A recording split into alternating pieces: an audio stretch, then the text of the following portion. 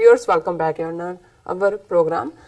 जिस तरह के तुसी जो साडे पहले सैगमेंट सी तीनों सैगमेंट सी उस विच सियासी इशू सन जो डॉक्टर साहब ने उस उपर अपने विचार दिते उस तो बाद तुहाडियां लिखतां सन वो सी तुहाडे नाल शेयर कीतियां। Thank you so much. So इत्थे हुण आपां अज दा जो विचार है वो डॉक्टर साहब कोलों सुनदे हां। जी डॉक्टर साहब की कहना चाहोगे?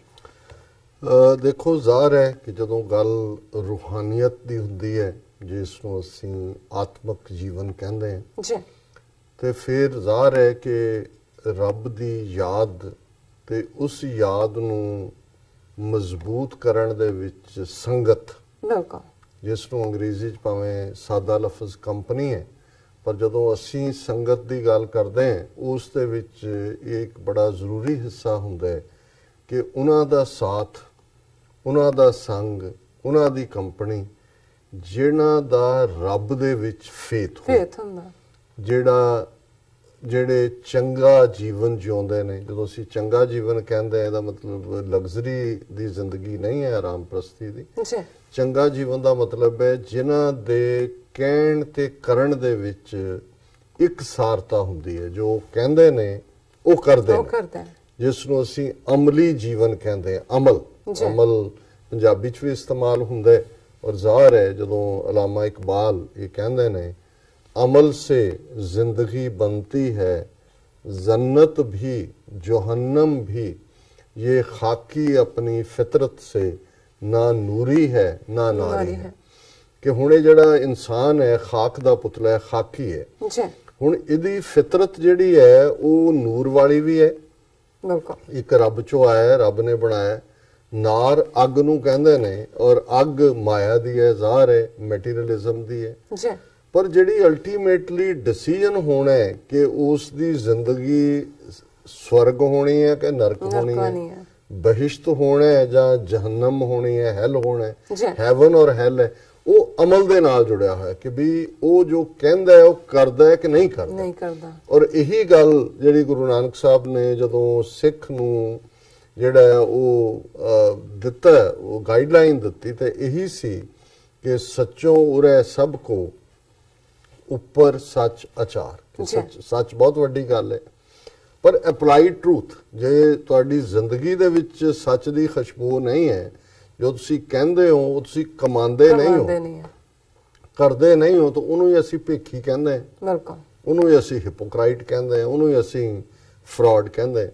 सो ये शब्द जिहड़ा सूही राग च पंजवें पातशाह दा अष्टपदियां दे रूप च है और असीं दो पदे अज दी विचार लई चुणे ने।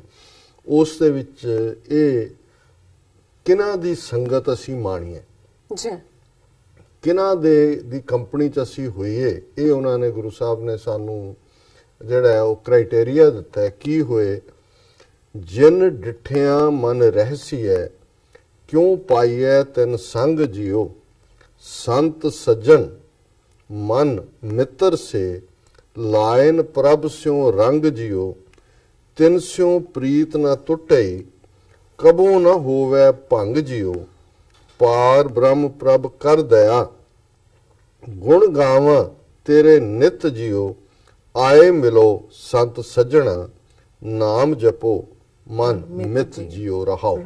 हुण रहाओ दी जिहड़ी लाइन है ज़ाहिर है कि सेंट्रल आइडिया हुंदी है शब्द और ये भी रब तो, क्योंकि इस गल का भी ध्यान रहे कि बंदगी वाल लगना भी अपने एफर्ट नाल नहीं हुंदा, रब ही तुहानूं हिम्मत दिंदा है, तुहाडे मन दे विच ओह ख्याल आंदा है, ओह फुरना फुरदा है, फिर जदों फुरना आया उदों तुसीं उहदे वल ध्यान भी दित्ता है, फिर कुदरती तुहानूं कोई ऐसा साथ मिलिया जिहनूं तुसीं गुरमुख कहो, संत कहो, बाबा कहो, मुरशद कहो, जिन्हें तुहाडे उस फुरने नूं ਜਿਹੜਾ ਉਸ ਨੂੰ ਅਮਲ ਦੇ ਵਿੱਚ ਬਦਲਣ ਦੇ ਵਿੱਚ ਤੁਹਾਡੀ ਮਦਦ ਕੀਤੀ।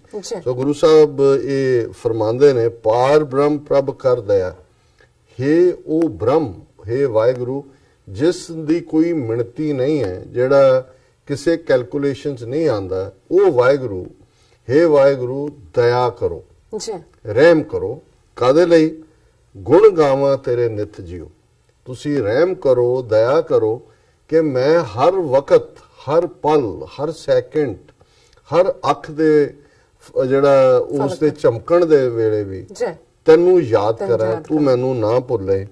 आए मिलो संत सज्जण नाम जपो मन मित जियो। हे रब दे प्यारिओ, रब दे संतो, आओ मैनू अपना साथ दिओ, आओ मिलो संत सज्जण, नाम जपो मन मित जियो। कि मैं अपने मन दे नाल उन्हां भले लोकां दी संगत दे विच हे वाहिगुरू तेरा नाम जपां। ते ओह कौन ने सज्जण, कौन ने गुरमुख, कौन है मुरशद, कौन है प्यारा, जिन डिठिया मन रहसी है क्यों पाई है तन। जिन्हां दे डिठन संगत नाल मिलन दे नाल तुहाडे अंदर मन दे अंदर चाह पैदा होए, मन दे अंदर एक स्पिरिचुअल इंपल्स तुसी महसूस करो, ਉਹੀ संत सज्जन मन मित्र से ਉਹ ਤੁਹਾਡੇ ਮਨ ਦੇ ਦੋਸਤ ਨੇ। ਤੁਸੀਂ ਦੁਨਿਆਵੀ ਦੋਸਤ ਬਣਾਉਂਦੇ ਹੋ ਲੋੜਾਂ ਦੇ ਲਈ ਵੀ, ਨੌਕਰੀਆਂ 'ਚ ਰਹਿੰਦੇ ਆ ਵੀ, ਮੇਲ ਜੋਲ ਰੱਖਣ ਲਈ ਵੀ, ਪਰ ਤੁਹਾਡੇ ਅੰਦਰ ਹੁਣ ਦੁਨੀਆ ਦੇ ਵਿੱਚ ਰਹਿੰਦੇ ਆ ਵੀ ਤੁਹਾਡੇ ਸੰਬੰਧ ਬਣਦੇ ਨੇ। ਉਸ ਤੇ ਗੁਰਬਾਣੀ ਦਾ ਇੱਕ ਫਰਮਾਨ ਹੈ ਕਿ ਲੋਗਨ ਸਿਓ ਮੇਰਾ ਠਾਠਾ ਬਾਗਾ, ਸੰਤ ਸੰਗ ਮੇਰੀ ਪ੍ਰੀਤ। ਕਿ ਮੇਰੀ ਜਿਹੜੀ ਪ੍ਰੀਤ ਆ ਉਹ ਸੰਤ ਦੇ ਨਾਲ ਹੈ, ਉਹ ਭਲੇ ਬੰਦੇ ਨਾਲ ਹੈ। ਦੁਨੀਆ ਦੇ ਨਾਲ ਵੀ ਵਿਚਰ ਰਹੇ ਹੈ ਉਹ ਠਾਠਾ ਬਾਗ ਹੈ ਕਿ ਅਲਟੀਮੇਟਲੀ ਉਹੀ ਗੁਰੂ ਸਾਹਿਬ ਨੇ ਫਰਮਾਇਆ ਸੰਤ ਸੱਜਣ ਮਨ ਮਿੱਤਰ ਸੇ ਲਾਇਨ ਪ੍ਰਭ ਸਿਓ ਰੰਗ ਜਿਓ, ਤਿੰਨ ਸਿਓ ਪ੍ਰੀਤ ਨਾ ਟੁੱਟਈ ਕਬੂ ਨਾ ਹੋਵੇ ਭੰਗ ਜਿਓ। ਕਿ ਉਹਨਾਂ ਦੇ ਨਾਲ ਜਿਹੜੇ ਰੱਬ ਦੇ ਪਿਆਰੇ ਨੇ, ਸਹੀ ਪਿਆਰੇ ਮੇਲ ਜਿਨ੍ਹਾਂ ਮਿਲਿਆ ਤੇਰਾ, ਉਹਨਾਂ ਨਾਲ ਮੇਰੀ ਕਦੇ ਪ੍ਰੀਤ ਨਾ ਟੁੱਟੇ, ਕਦੇ ਮੇਰਾ ਮੋਹ ਮੇਰਾ ਪਿਆਰ ਭੰਗ ਨਾ ਹੋਏ।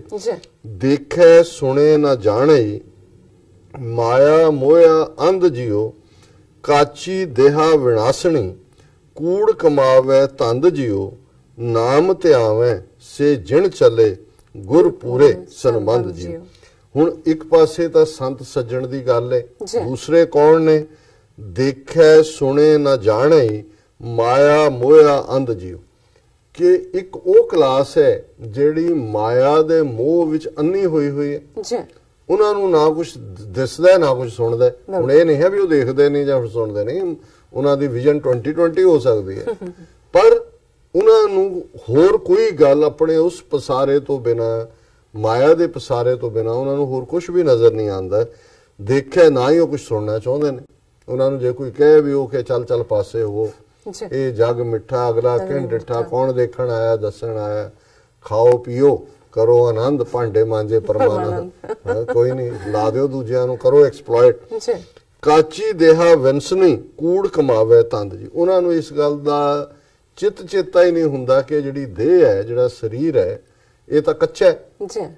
ਜਿਵੇਂ ਕੱਚਾ ਘੜਾ ਜਿਹੜਾ ਉਹ ਟੁੱਟਦਾ ਵਿੰਸਦਾ, ਇਵੇਂ ਜਿਹੜਾ ਉਹ ਫੁੱਟ ਜਾਣਾ ਇਸ ਦੇਹ ਨੇ, ਜਿਵੇਂ ਘੜੇ ਚੋਂ ਪਾਣੀ ਪਾਣੀ ਕਰਕੇ ਟੁੱਟ ਜਾਣਾ। ਕੂੜ ਕਮਾ, ਕਿਉਂਕਿ ਉਹਨਾਂ ਨੂੰ ਇਹ ਯਕੀਨ ਨਹੀਂ ਕਿ ਇਹ ਦੇਹ ਖਤਮ ਹੋਣ ਵਾਲੀ ਹੈ, ਇਸ ਲਈ ਉਹ ਝੂਠ ਦੇ ਵਿੱਚ ਜਿਉਂਦੇ ਨੇ ਤੇ ਝੂਠ ਦਾ ਧੰਦਾ ਕਰਦੇ ਨੇ। ਨਾਮ ਤੇ ਆਵੇਂ ਸੇ ਜਿਣ ਚਲੇ। ਪੁਰਾਣੀ ਪੰਜਾਬੀ ਚ ਜਿੱਤ ਨੂੰ ਜਿਣਨਾ ਵੀ ਕਹਿੰਦੇ ਸੀ। ਅਸੀਂ ਆਸਾ ਦੀ ਵਾਰ ਚ ਵੀ ਪੜ੍ਹਦੇ ਹਾਂ, ਤੇਰੇ ਨਾਮ ਰਤੇ ਸੇ ਜਿਣ ਗਏ, ਹਾਰ ਗਏ ਸੋ ਠੱਗਣ ਵਾਲਿਆ, ਬਹਿ ਨਾਵੇਂ ਧਰਮ ਬਹਾਲਿਆ। ਕਿ ਜਿਹੜੇ ਤੇਰੇ ਨਾਮ ਨਾਲ ਲੱਗੇ ਸੀ ਉਹ ਜਿਣ ਗਿਆ। ਗੁਰੂ ਸਾਹਿਬ ਫਰਮਾਉਂਦੇ ਨੇ ਨਾਮ ਤੇ ਆਵੇਂ ਸੇ ਜਿਣ ਚੱਲੇ। ਜਿਨ੍ਹਾਂ ਨੇ ਨਾਮ ਦਾ ਸਹਾਰਾ ਲਿਆ ਉਹ ਜਿੱਤ ਗਏ। ਗੁਰ ਪੂਰੇ ਸੰਬੰਧ ਜਿਓ, ਉਹ ਗੁਰੂ ਦੇ ਨਾਲ ਜੁੜੇ ਹੋਏ, ਗੁਰੂ ਦੇ ਨਾਲ ਉਹਨਾਂ ਨੇ ਆਪਣੀ ਪ੍ਰੀਤ ਨੂੰ ਨਿਭਾਇਆ।